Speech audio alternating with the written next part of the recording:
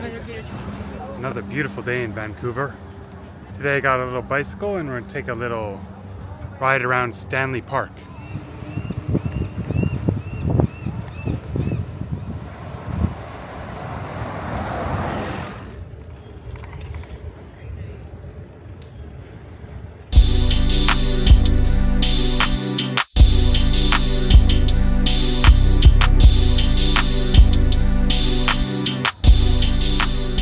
Stanley Park was opened in 1888 and was named after the Governor General at the time. His name is Lord Stanley. Stanley, you might also know as the name of the Stanley Cup in NHL hockey. And this is the beginnings of the park right here. There's a seawall that goes around the park, which was established in 1917.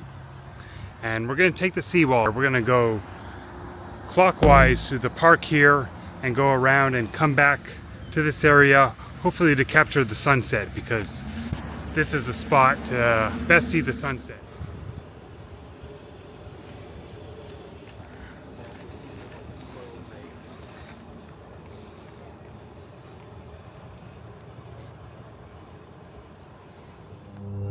So ahead of me here is the Lost Lagoon, and a cool story behind this is, well, it's a large man-made freshwater lagoon, but in the past it used to be a mudflat. It was connected to the ocean, and so through various means, I'm not sure how, they converted it into a freshwater lagoon now.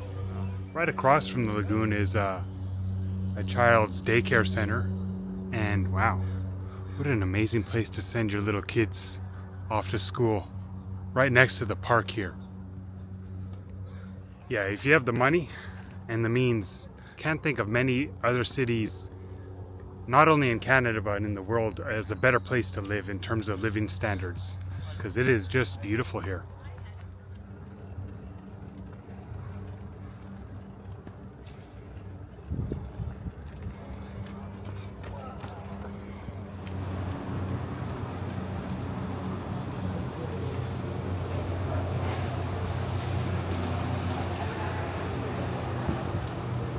See a good full-scale map of the park, and it is enormous.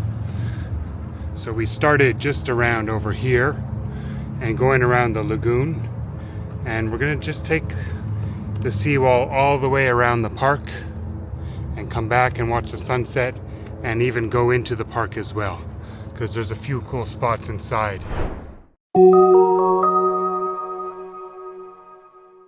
So a pretty cool story behind this monument here. It was built to honor the Japanese who fought for Canada in World War I. So during that time, the Canadian Army would not allow Japanese to enlist, but this didn't stop the Japanese, as 227 of them made their ways to Alberta to enlist one by one in the Canadian Army, and they were eventually let in. And they served overseas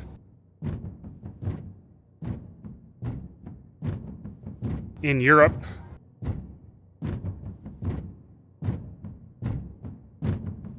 where they earned medals. Cool piece of history I had no idea about. Japanese were fighting for Canadians during World War I in Europe. World War II is a different story, I mind you, but interesting.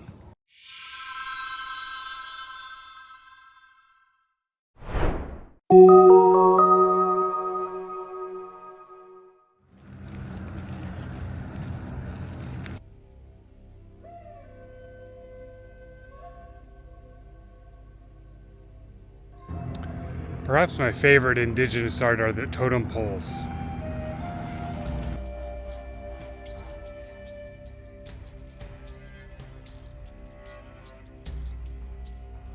You could just see just how detailed they are with the close-up here. Wow.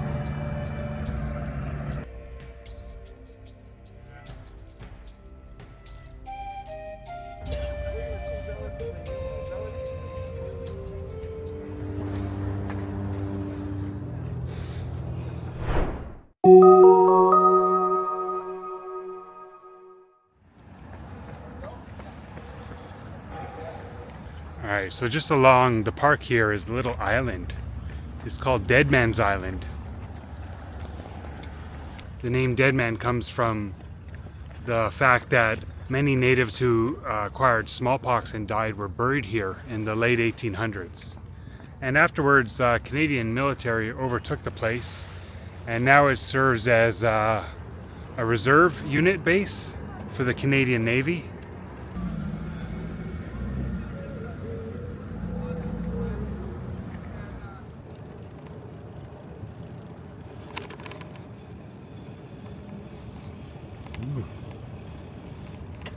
So across the harbor here is North Vancouver, and you can see straight ahead here is Grouse Mountain.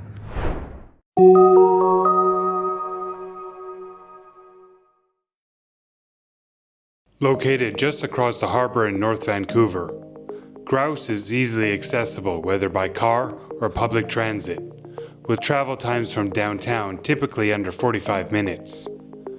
Once at the base, visitors can either ride the Sky Ride gondola to the summit, or for the more adventurous, tackle the legendary Grouse Grind. Often referred to as Mother Nature's Stairmaster, the grind climbs nearly 3 kilometers straight up the mountainside, a steep and physically demanding hike that rewards those who complete it with spectacular panoramic views. At the top you'll find a mountaintop chalet offering food and drinks, along with a range of seasonal activities, from ziplining in the summer to skiing and snowboarding in the winter. You can even take a chairlift higher up the mountain for even more breathtaking views. And while up there, don't forget to look back at the city, and maybe even Stanley Park.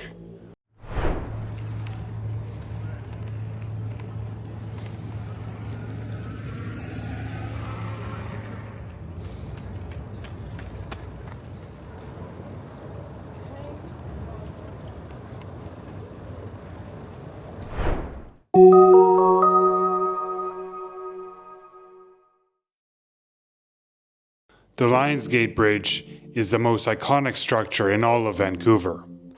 Opened in 1938 and built by the Guinness family. Yes, the same family behind the famous Irish Stout. The bridge served as a vital connection across the Burrard Inlet between downtown Vancouver and the North Shore. Across the water lies North Vancouver, home to the already discussed Grouse Mountain, as well as the famous Capilano Suspension Bridge. Further west, West Vancouver contains spectacular multi-million-dollar homes and offers some of the most scenic coastal drives in the city. From there, one can also experience unforgettable views of the city skyline, especially at sunset, when golden light washes over the inlet. But perhaps the most rewarding experience is crossing the bridge southbound, back towards Stanley Park, a drive like nothing else in this world.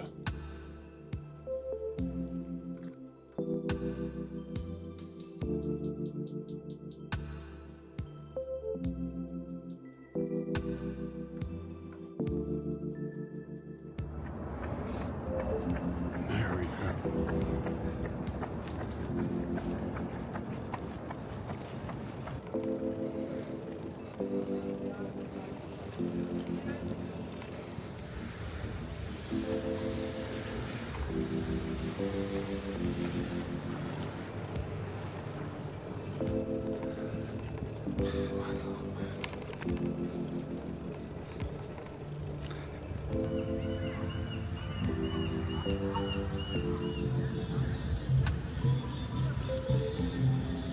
I've come down here to watch the sunset at least 10 times from this place in the time I've been in the city.